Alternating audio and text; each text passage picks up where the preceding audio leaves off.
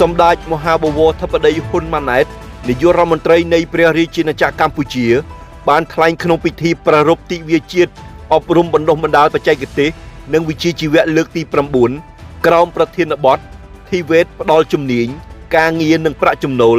នៅវេលាព្រឹកថ្ងៃច័ន្ទទី15ខែមិថុនាឆ្នាំ2026ថាការប្រារព្ធទិវាជាតិអប់រំបណ្ដុះបណ្ដាលបច្ចេកទេសនិងវិជ្ជាជីវៈជារៀងរាល់ឆ្នាំបាននឹងកំពុងឆ្លុះបញ្ចាំងអំពីការយកចិត្តទុកដាក់ខ្ពស់របស់រាជរដ្ឋាភិបាលលើការកសាងមូលធនមនុស្សនៅកម្ពុជាឲ្យក្លាយជាសសរទ្រូងដ៏ពិតប្រាកដនៃការអភិវឌ្ឍសង្គមសេដ្ឋកិច្ចជាតិប្រកបដោយប្រសិទ្ធភាពបរិយាបន្ននិងចីរភាពសម្ដៅលើកកម្ពស់ជីវភាពនិងសុខុមាលភាពរបស់ប្រជាជនកម្ពុជាជាបន្តបន្ទាប់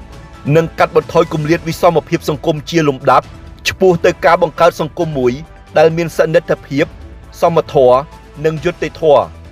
សម្ដេចបវរធិបតីនាយករដ្ឋមន្ត្រីមានប្រសាសន៍បន្ថែមថារាជរដ្ឋាភិបាលតែងចាត់ទុកមូលធនមនុស្សគឺជាដង្ហើមនៃវឌ្ឍនភាពសង្គមនិងសេដ្ឋកិច្ចជាតិក្នុងន័យនេះរាជរដ្ឋាភិបាលនីតិកាលទី7នៃរដ្ឋសភាបានកំណត់យកការពង្រឹងគុណភាពអប់រំ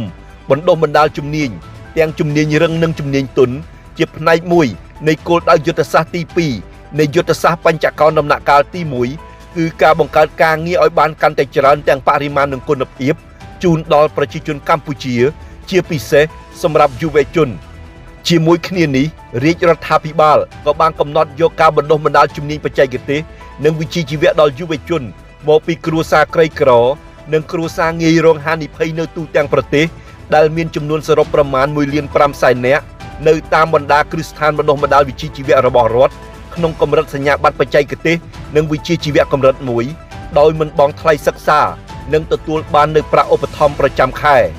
កិច្ចការនេះគឺជាកម្មវិធីទី2នៃកម្មវិធីគោលនយោបាយអាទិភាពទាំង6សម្រាប់ចាប់ផ្ដើមអនុវត្តភ្លាមក្នុងឆ្នាំ2023នៃយុទ្ធសាស្ត្របញ្ចកោណដំណាក់កាលទី1ក្នុងឱកាសនេះដែរសម្ដេចបវរធិបតីនាយករដ្ឋមន្ត្រីបានគូបញ្ជាក់បន្ថែមថារាជរដ្ឋាភិបាលបាននឹងកំពុងខិតខំអភិវឌ្ឍប្រព័ន្ធអប់រំបណ្ដុះបណ្ដាលបច្ចេកទេសនិងវិជ្ជាជីវៈមួយនៅកម្ពុជាដែលនឹងបង្កើនការយល់ដឹងឲ្យកាន់តែទូលំទូលាយដោយបំពាក់ជំនាញពិតប្រាកដកសាងសីលធម៌និងវិន័យទាំងក្នុងជីវភាពប្រចាំថ្ងៃ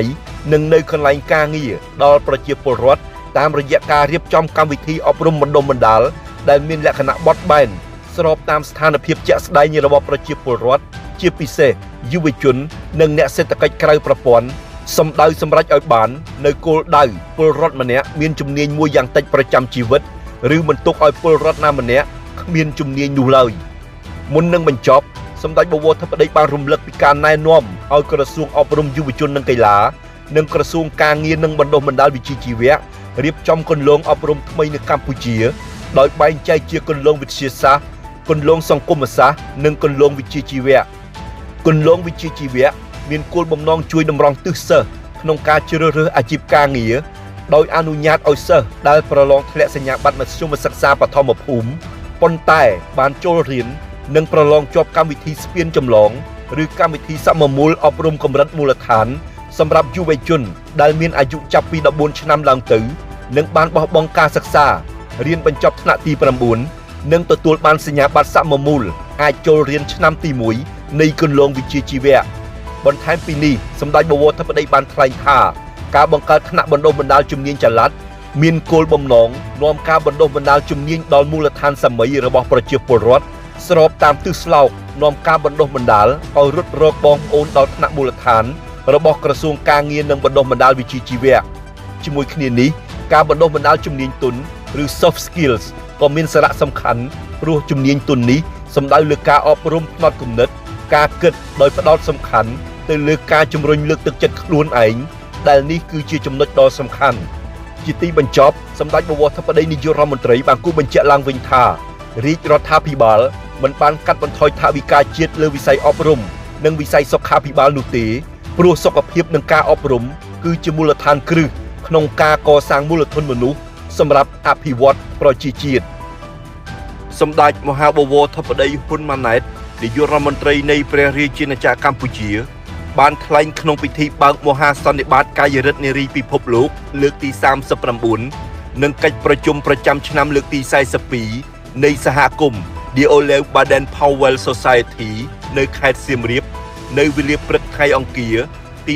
16ខែមិថុនាឆ្នាំ2026ថាសន្តិភាពគឺជាមូលដ្ឋាននៃអ្វីៗទាំងអស់បើគ្មានសន្តិភាពយើងក៏មិនអាចនិយាយពីការអប់រំការអភិវឌ្ឍការចូលរួមរបស់ស្ត្រីឬអនាគតរបស់យុវជនបានឡើយដោយសារសន្តិភាពនេះហើយទើបកម្ពុជាអាចកសាងហេដ្ឋារចនាសម្ព័ន្ធបង្កើនឱកាសសិក្សាបង្កើនឱកាសការងារលើកកម្ពស់សុខុមាលភាពសង្គមនិងបើកទ្វារទទួលមិត្តអន្តរជាតិមកចែករំលែកចំណេះដឹង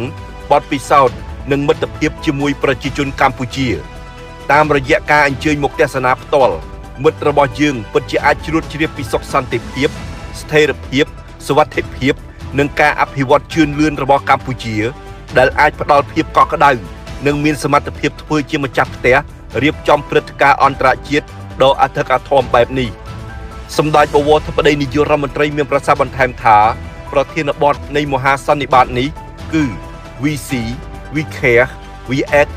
ដែលយើងអាចយល់ជាភាសាខ្មែរថាយើងឃើញយើងយកចិត្តទុកដាក់យើងរួមគ្នាធ្វើសកម្មភាពគឺជាប្រធានបទមួយដែលខ្លីប៉ុន្តែមានអត្ថន័យដ៏ជ្រាលជ្រៅចំណុចនេះគឺជាស្មារតីដែលរាជរដ្ឋាភិបាលកម្ពុជាតែងចង់ឃើញនៅគ្រប់កម្រិតនៃសង្គមពលគឺសង្គមមួយដែលមើលឃើញពីតម្លៃមនុស្សយកចិត្តទុកដាក់ចំពោះអ្នកដែលត្រូវការជំនួយហើយរួបរวมគ្នាធ្វើសកម្មភាពដើម្បីសេចក្តីរីកចម្រើនរួមគ្នារាជរដ្ឋាភិបាលកម្ពុជាបានបន្តកំណត់ការលើកកម្ពស់សមភាព Gender និងការបង្កើនភាពអង់អាចរបស់ស្ត្រីនិងក្មេងស្រីនៅគ្រប់វិស័យអាទិភាពនៅក្នុងរបៀបវារៈគោលនយោបាយនិងយុទ្ធសាស្ត្របញ្ចកោណដំណាក់កាលទី1តាមរយៈការពង្រឹងភាពជាពលរដ្ឋក្នុងសង្គមដែលមានអរិយធម៌ខ្ពស់ប្រកបដោយសីលធម៌សមធម៌និងបរិយាបន្នដែលក្នុងនោះស្ត្រីគឺជាស្នូលមុននឹងបញ្ចប់សម្ដេចបវរធិបតីនាយករដ្ឋមន្ត្រីបានគូបញ្ជាក់ថារាជរដ្ឋាភិបាលកម្ពុជាបានបន្តបង្កើនការវិនិយោគលើសមភាព Gender និងបង្កើនភាពអង់អាចដល់ស្ត្រីនិងក្មេងស្រីនៅក្នុងវិស័យសេដ្ឋកិច្ចអប់រំសុខភាពនិងការដឹកនាំសាធារណៈដើម្បីទាញយកអត្ថប្រយោជន៍ពីភាគលាភ Gender ការបង្កលក្ខណៈអំណោយផលដល់ស្ត្រីក្នុងការប្រើប្រាស់សិទ្ធិធ្វើការសម្រេចចិត្តលើផែនការគ្រួសារការកាត់បន្ថយភាពងាយរងគ្រោះដោយអំពើហិង្សាទាក់ទងនឹង Gender និងការលើកកម្ពស់ទំនាក់ទំនងអន្តរជំនាន់បន្ថែមពីនេះរាជរដ្ឋាភិបាលកម្ពុជាបាននឹងកំពុងបន្តផ្ដល់អាទិភាពខ្ពស់ដល់ការអភិវឌ្ឍមូលធនមនុស្សការអប់រំការលើកកម្ពស់សុខភាពសុខុមាលភាពសង្គមការបង្កើតឱកាសនិងការលើកកម្ពស់តួនាទីស្ត្រីនិងយុវជនក្នុងការអភិវឌ្ឍជាតិយើងជឿជាក់ថាក្មេងស្រីម្នាក់ដែលទទួលបានការអប់រំល្អមានសុវត្ថិភាពមានទំនុកចិត្តលើខ្លួនឯងនិងមានឱកាសចូលរួមក្នុងសង្គមមិនត្រឹមតែអាចផ្លាស់ប្ដូរជីវិតរបស់ខ្លួនប៉ុណ្ណោះទេប៉ុន្តែគាត់អាចជួយផ្លាស់ប្ដូរគ្រួសាររបស់គាត់សហគមន៍របស់គាត់និងប្រទេសជាតិរបស់គាត់ផងដែរទន្ទឹមនេះរាជរដ្ឋាភិបាលកម្ពុជាបានទទួលស្គាល់យ៉ាងមុតមាំថាស្ត្រីមិនត្រឹមតែជាអ្នកទទួលផលពីសុខសន្តិភាពប៉ុណ្ណោះទេប៉ុន្តែជាភ្នាក់ងារដ៏ចាំបាច់និងបានដើរតួនាទីយ៉ាងសំខាន់ក្នុងការរួមចំណែកកសាងនិងថែរក្សាសុខសន្តិភាពរាប់ចាប់តាំងពីគ្រួសារសហគមន៍និងសង្គមជាតិព្រមទាំងនៅលើឆាកអន្តរជាតិជាទីបញ្ចប់សម្ដេចបវរធិបតីនាយករដ្ឋមន្ត្រីបានរំលេចពីតួនាទីដ៏សំខាន់របស់កាយរដ្ឋនារីក្នុងការបណ្ដុះបណ្ដាលភាពជាអ្នកដឹកនាំអាចចាប់ផ្ដើមពីសកម្មភាពតូចៗមានដូចជាការជួយមិត្តភ័ក្តិការគោរពវិន័យការបម្រើសហគមន៍ការការពារបរិស្ថានការថែរក្សាអ្នកងាយរងគ្រោះនិងការរួមចំណែកដើម្បីសុខដុមរមនាក្នុងសហគមន៍សកម្មភាពតូចៗទាំងនេះប្រសិនបើធ្វើដោយចិត្តស្មោះត្រង់និងធ្វើបន្តបន្ទាប់អាចក្លាយជាកម្លាំងដ៏ធំមួយសម្រាប់សង្គមទាំងមូលនៅវេលាព្រឹកថ្ងៃពុធទី17ខែមិថុនាឆ្នាំ2026សម្ដេចមហាបវរធិបតីហ៊ុនម៉ាណែតនាយករដ្ឋមន្ត្រីនៃព្រះរាជាណាចក្រកម្ពុជាបានអញ្ជើញដល់ខ្ពង់ខ្ពស់ដឹកនាំគណៈប្រតិភូរាជរដ្ឋាភិបាលកម្ពុជាទៅចូលរួមកិច្ចប្រជុំកំពូលរំលឹកខួបអនុស្សាវរីយ៍អាស៊ានរុស្ស៊ីខួបអនុស្សាវរីយ៍លើកទី35នៃទំនាក់ទំនងអាស៊ានរុស្ស៊ីពីថ្ងៃទី17ដល់ថ្ងៃទី18ខែមិថុនាឆ្នាំ2026នៅទីក្រុងកាហ្សានសហព័ន្ធរុស្ស៊ីនៅវេលាព្រឹកថ្ងៃសុក្រទី19ខែមិថុនាឆ្នាំ2026 សម្ដេចបវរធិបតីនាយករដ្ឋមន្ត្រីនិងគណៈប្រតិភូបានមកដល់ព្រះរាជាណាចក្រកម្ពុជាប្រកបដោយសុខសวัสดิភាពដោយនាំមកនៅជាមួយនៅលទ្ធផលជាផ្លែផ្កាគួរជាទីមោទនៈ